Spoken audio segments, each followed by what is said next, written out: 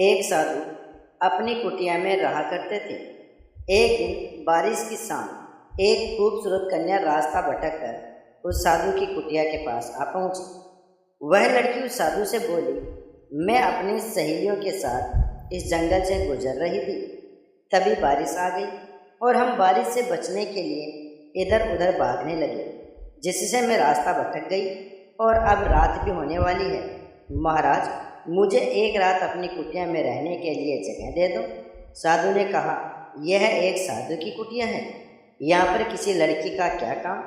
उस लड़की ने कहा, थोड़ी देर में रात भी होने वाली है और इस जंगल में दूर दूर तक कोई घर भी नहीं है।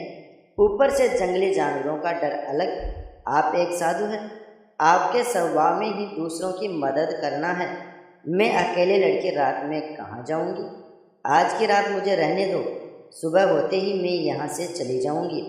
इस पर साधु ने कुछ सोचा और अपनी कंठी माला और कमंडल लेकर कुटिया से बाहर आया और उस लड़की को कुछ फल और कंदमूल दिए और उससे बोला, ठीक है, तुम अंदर सो जाओ, मैं यहीं बाहर बरामदे में सो जाऊँगा। लड़की अंदर चली गई और अंदर से कुंडी बंद कर ली।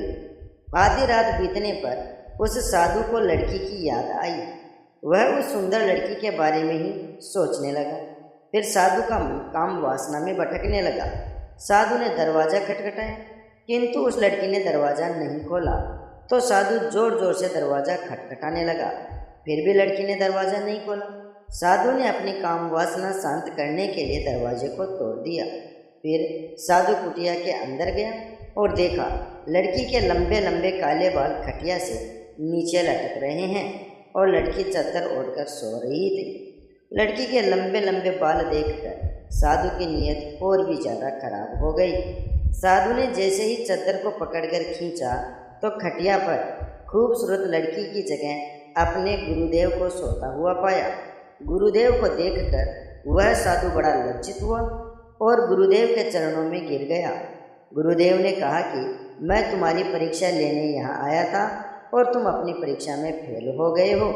साधु ने अपनी भूल के लिए क्षमा मांगने लगा, किंतु गुरुदेव ने कहा, तुम साधु कहलाने योग्य नहीं हो, यह चोला उतार दो, क्योंकि साधु दूसरों की मदद के लिए हमेशा तत्पर रहते हैं।